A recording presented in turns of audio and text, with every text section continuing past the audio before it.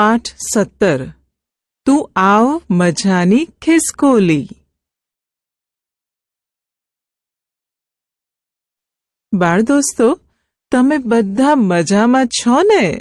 મિત્રો સાથે રમવાનું, ફરવાનું, ખાવાનું એટલે પણ મિત્ર સાથે કોઈ દિવસ દગો કરાય નહીં, ખરું ને?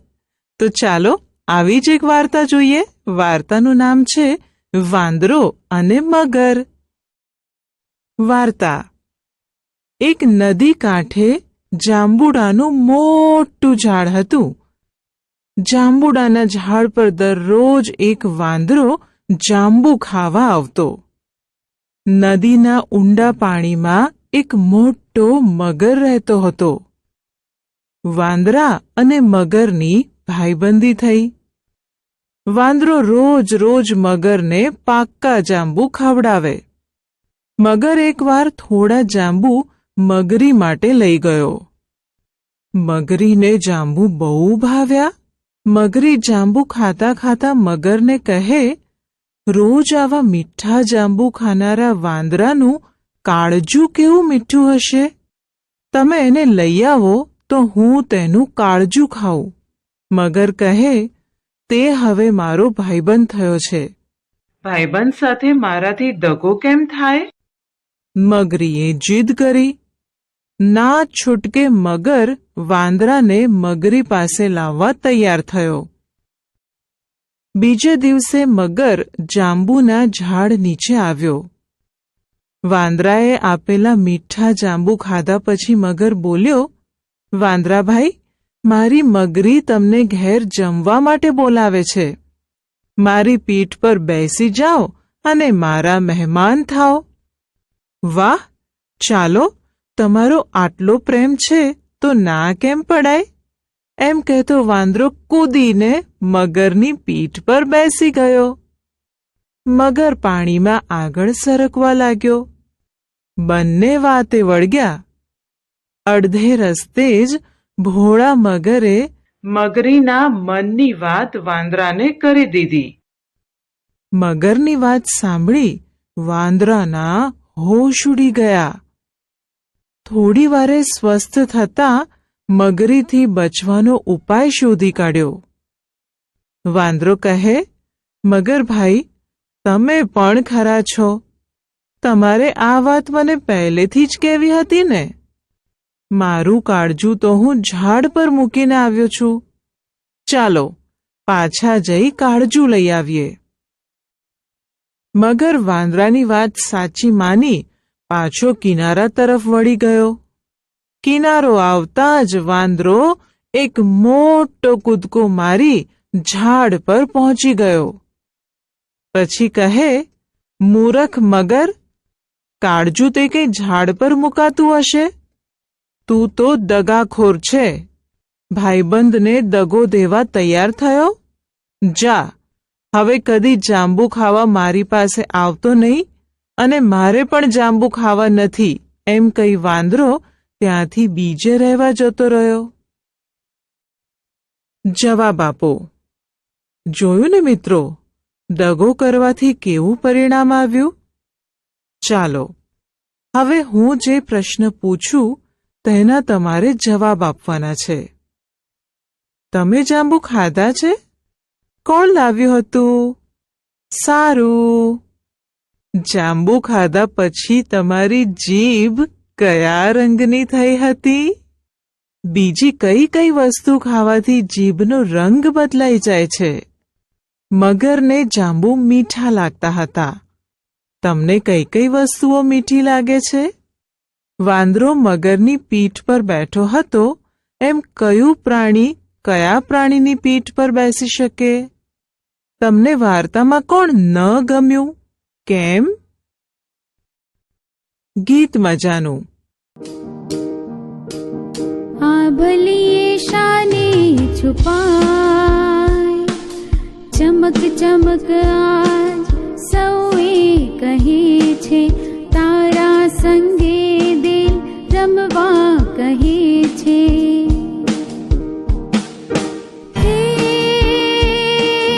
લાડકડો સૌને દૂર ચાલ,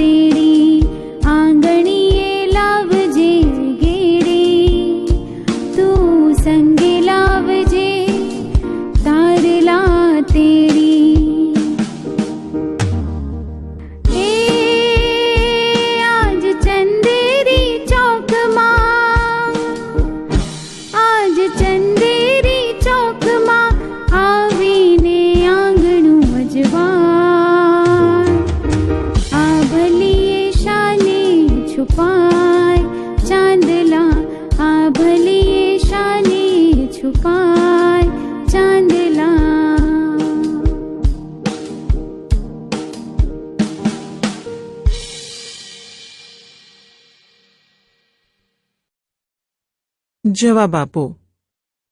બાળમિત્રો, ગીત ગમ્યું ને? મજા આવી એમ? તમે ચાંદો જોયો છે? હાસ તો બધાએ ચાંદો જોયો છે. મને ચાંદો રોટલા જેવો લાગે અને મારી બહેનને તે પેડા જેવો. તમને ચાંદો કેવો લાગે? સરસ! તમને ચાંદો ગોળ થાળી જેવો લાગે. ચાંદો આકાશમાં કોની પાછળ સંતાઈ જતો હશે? ઘણું સરસ! ચાંદો આકાશમાં વાદળાની પાછળ સંતાઈ જાય છે. હવે કહો કે તમે ક્યાં ક્યાં સંતાઈ જાઓ છો? અને ચાંદલા સાથે રમવા તારલા આવવાના છે. તમે કોની સાથે રમવા જાઓ છો? મિત્રો, આ પ્રશ્નોના જવાબ તમારે વિચારીને આપવાના છે. ગીત મજાનું.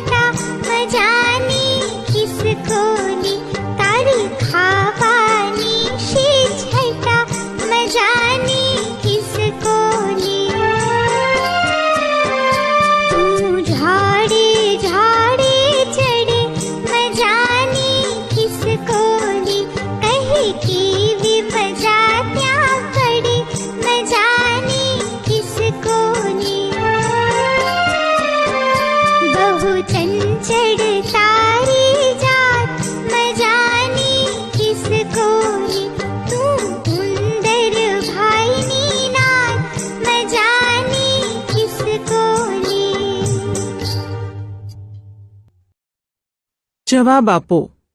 ચાલો, હવે ખિસકોલી વિશે તમે જે જાણતા હો એ મને કહેજો. થોડું ખિસકોલી વિશે હું પણ તમને જણાવીશ. તમે ખિસકોલી જોઈ છે? સૌએ જોઈ છે. આપણી નિશાળમાં ખિસકોલી છે?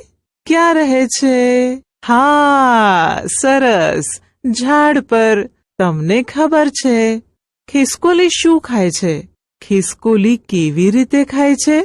હા, ખિસકોલી એવા શાક કે જેમાં દાણા હોય અને તેને પકડીને ફોલીને ખાય છે. તેની પૂંછડી જેવી પૂંછડી બીજા કોની હોય?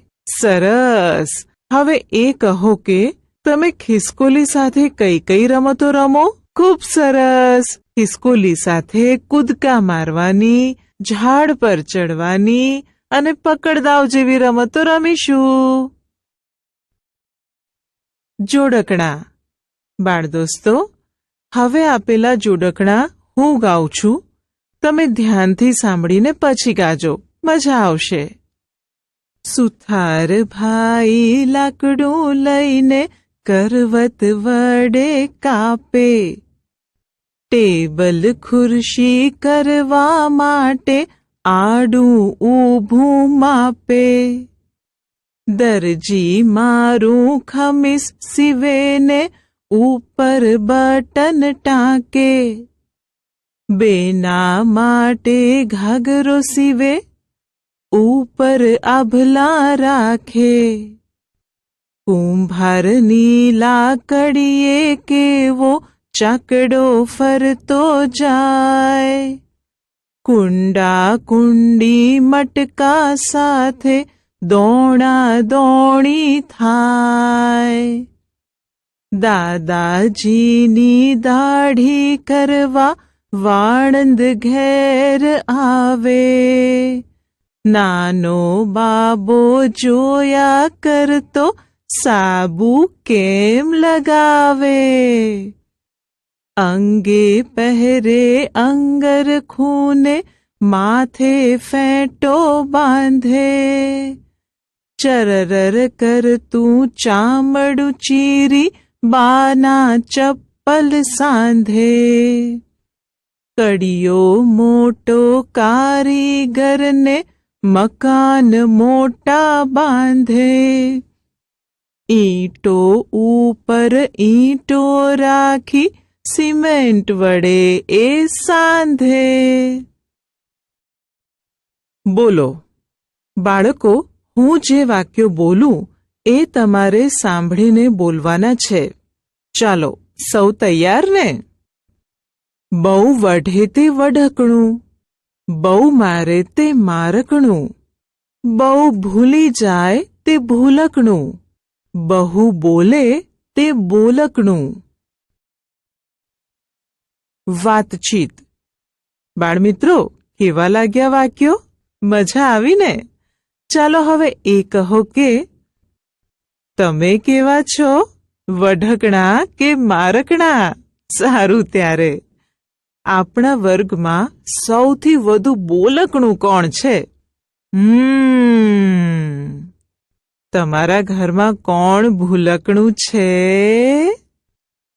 તમે કઈ કઈ બાબતો ભૂલી જાઓ છો? અચ્છા, આ કોણ કહેશે? તમે કયા કયા મારકણા પ્રાણીઓ જોયા છે? અને હા, તમને કોઈ પ્રાણીએ માર્યું હતું? ક્યારે?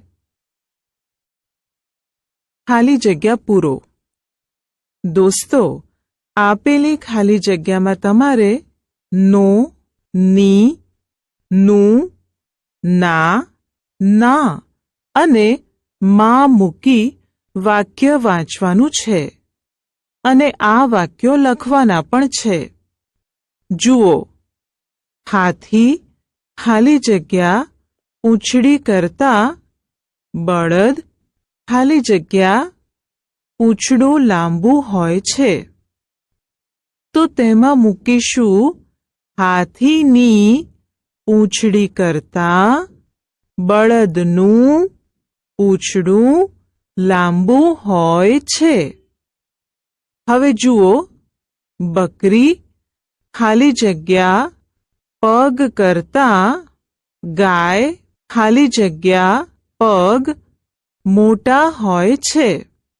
આમાં આવશે બકરીના પગ કરતા ગાયના પગ મોટા હોય છે. આ ખાલી જગ્યામાં શું આવશે? મારા મામા ખાલી જગ્યા દીકરા ખાલી જગ્યા નામ મહેન્દ્ર છે. સરસ! મારા મામાના દીકરાનું નામ મહેન્દ્ર છે. કહો તો, જાનુ મારી બહેન ખાલી જગ્યા દીકરી છે. જાનુ મારી બહેનની દીકરી છે. ઝાડ ખાલી જગ્યા પાન લીલા હોય. ખૂબ સરસ! ઝાડના પાન લીલા હોય. આ કહો તો, દર્શના ખાલી જગ્યા પતંગ લાલ છે. બરાબર, દર્શનાનો પતંગ લાલ છે. ગોધરા એ પંચમહાલ જિલ્લા ખાલી જગ્યા એક તાલુકો છે. મારી નિશાળ ખાલી જગ્યા સુંદર બગીચો છે. પિતાજી ઘર ખાલી જગ્યા બેઠા છે. બિલાડી ખાલી જગ્યા આંખો અંધારામાં ચમકે છે. દોસ્તો, બાકી રહેલી ખાલી જગ્યામાં જવાબ લખીને કાલે બતાવજો. યાદી બનાવો. વિદ્યાર્થી મિત્રો, હવે તમારે 4-4ના જૂથમાં કામ કરવાનું છે. તમારે પ્રાણીઓ તથા પક્ષીઓ, વાહનો અને વ્યવસાયકારોના નામોની યાદી બનાવી અને આ ટેબલમાં આપેલા મથાળા નીચે તેમના નામ લખવાના છે. જેમ કે પ્રાણી તો સિંહ, પક્ષી તો કોયલ, વાહનના ખાનામાં લખો સાયકલ અને વ્યવસાયકારમાં લખીશું દરજી. મિત્રો, આ પ્રમાણે ટેબલ બનાવી કાલે બતાવજો. સૌથી પહેલું કોણ? બાળમિત્રો, આ રમત 4-4ના જૂથમાં રમવાની છે. જૂથ પ્રમાણે સીધી રેખામાં ઊભા રહેવાનું છે. પહેલા વિદ્યાર્થી આવે અને કોઈ પણ પ્રાણી, પક્ષી, વાહન કે વ્યવસાયકાર વિશે એક વાક્ય બોલે. જેમ કે, હું કાળા રંગની છું અને મીઠું મીઠું ગાઉં છું. આ વાક્ય કોના માટેનું છે? તે બીજા જૂથના વિદ્યાર્થીએ કહેવાનું છે. આ રીતે વારાફરતી દરેક જૂથના વિદ્યાર્થીઓએ કરવાનું છે. તો સૌથી પહેલું કોણ રમત રમશે? અનુલેખન. બાળદોસ્તો, અહીં એક ફકરો લખેલો છે. એ ફકરો તમારે વાંચવાનો છે. ત્યારબાદ પ્રશ્નોના જવાબ હા કે ના માં આપવાના છે. ચાલો ફકરો વાંચવા તૈયાર થઈ જાઓ. વરસાદ પડવાનો શરૂ થાય કે તરત જ પતરા ટપાક ટપાક ખખડવા લાગે. અમે સૌ કાગળમાંથી હોડી બનાવીએ. પલળતા પલળતા પાણીમાં તરતી મૂકીએ. અમે શાળામાં છત્રી લઈને આવીએ. રઘુ તો રેનકોટ પહેરીને આવે. શાળામાં ભરાયેલા પાણીમાં ધપ ધપ કરી છાંટા ઉડાડવાની મજા પડે. હવે ફકરા પરથી પ્રશ્નો જોઈએ. પહેલો પ્રશ્ન છે, આ ફકરો ઉનાળા વિશેનો છે? આનો જવાબ આવશે ના. બીજો પ્રશ્ન છે, વિદ્યાર્થીઓ લાકડાની હોડી બનાવી તરતી મૂકે છે? આનો જવાબ પણ ના આવશે.